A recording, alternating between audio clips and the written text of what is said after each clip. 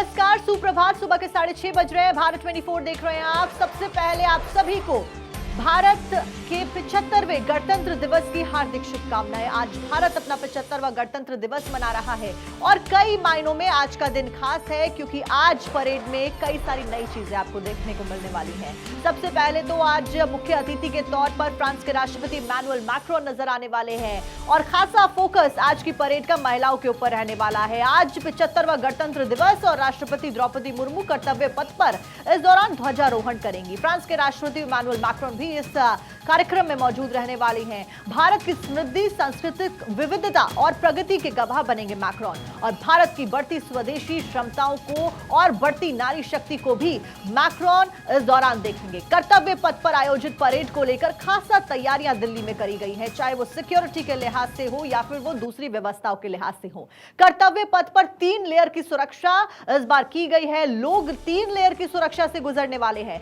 तलाशी और सुरक्षा में मुस्तैदी बरत रहे सभी सेना के जवान। और उस बीच गणतंत्र दिवस पर अब तक के चीफ गेस्ट की अगर बात करें तो वर्ष मुख्य अतिथि और देश 2020 में राष्ट्रपति जेयर बोल्सोनारो आए थे। 2019 में राष्ट्रपति सिरिल रामाफोसा आए थे दक्षिण अफ्रीका से।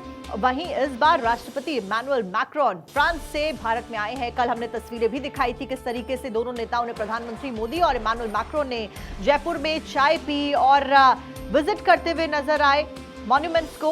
उस बीच हर साल कोई मुख्य अतिथि जरूर आता है और इस बार फ्रांस के राष्ट्रपति इमैनुअल मैक्रोन भारत में पधारे हैं, जो कि बतौर मुख्य अतिथि आपको नजर आने वाले हैं। इस सब के बीच में पल पल की अपडेट आपको बताते रहेंगे। सुबह 10:30 बजे का वो समय जब परेड की शुरुआत होगी और कई सारी झांकियां आपको नजर आने वाली हैं। पल पल की अपडेट्स देने के लिए हमारे साथ में सुरेश झा दिल्ली से, एहतेशाम सिद्दीकी लखनऊ से और अस्मित सिन्हा पटना से लगातार बने हुए हैं। इस बीच सबसे पहले सुरेश झा का रुख करूंगी। सुरेश, फिलहाल क्या कुछ हलचल होती हुई नजर आ रही है और क्या लोगों के पहुंचने का सिलसिला शुरू हो चुका है?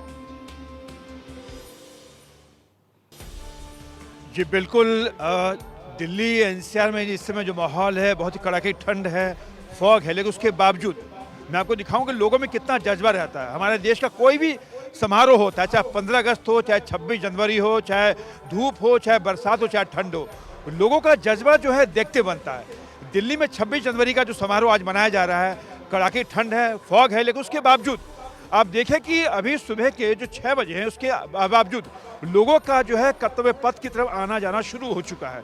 लोग आ रहे हैं। इसी बीच जो सुरक्षा के भी चाक चौबंद इंतजाम कर रखे हैं।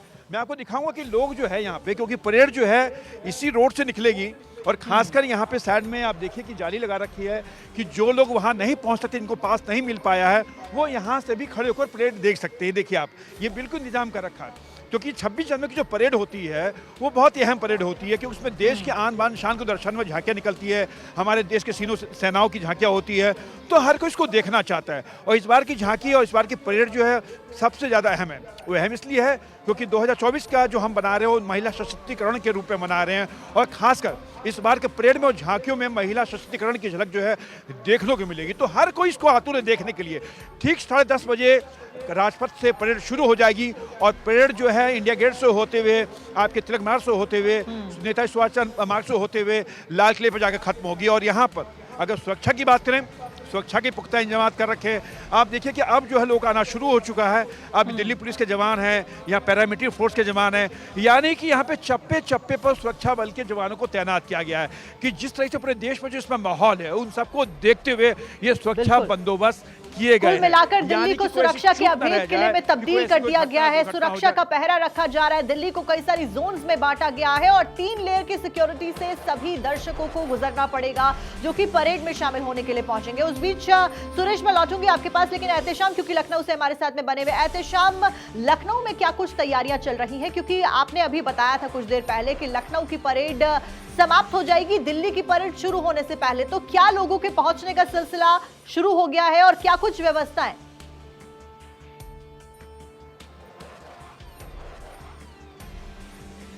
देखिए, लखनऊ की सुरक्षा व्यवस्था बेहद सख्त है। हर लोगों को पास नहीं दिया जाता है। परेड चारबाग से लेकर केडी सिंह बाबू स्टेडियम तक जाती है और ऐसे में फॉग और ठंड बहुत ज़्यादा है। 10 बजे परेड का टाइम है और लोग 9:30-9 बजे अपने घरों से निकलते हैं। हम आपको दिखा सकते हैं कि हम उस रोड पे खड़े हैं जो विधानसभा मार्ग है और वो पूरी तरह से बैरिकेडिंग से सील्ड किया गया है, क्योंकि किसी को आने जाने की इजाज़त नहीं है। और इसी मार्ग से होते हुए वो सीधे केडी सिंह बाबू स्टेडियम की तरफ जाएगी, क्योंकि आज गणतंत्र दिवस के अवसर पर सबकी नज़रें दिल्ली की तरफ लगी रहती हैं, लेकिन जो लखनऊ की परेड होती है वो बहुत ही वीआईपीज़ लोग ही आते हैं।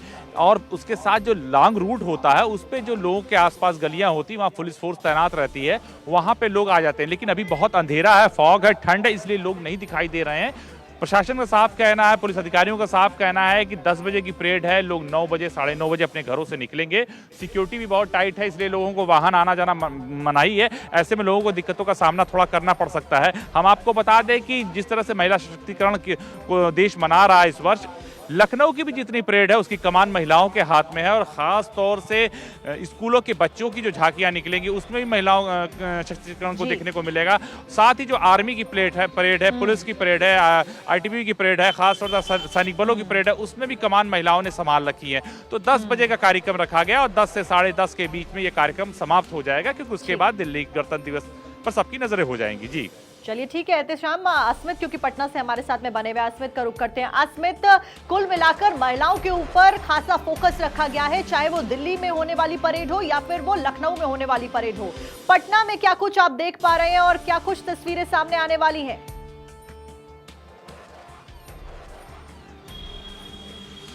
नहीं, पटना में भी देखिए गणतंत्र दिवस के मौके पर जो टुकड़ियां परेड करेंगी उसकी भी कमाल जो है महिला एएसपी ही संभालेंगी, और इसको लेकर भी पूरी तैयारी है यहाँ पटना में भी। पहले तो देखिए झांकियां निकाली जाएंगी, 14 झांकियां बिहार सरकार के द्वारा किए गए कामों को दिखाया जाएगा, उसमें सभी विभाग की झांकियां होंगी। लेकिन गणतंत्र दिवस के पहले पटना में भी सुरक्षा के पुख्ता इंतजाम किए गए हैं। इस वक्त हम आपको उसी गेट पे खड़े हैं जिस गेट से सभी विशिष्ट अतिथियों का जो है अंदर जाने का एंट्री होगा, और यहाँ पर भी पुलिस की पूरी मुस्तैदी है।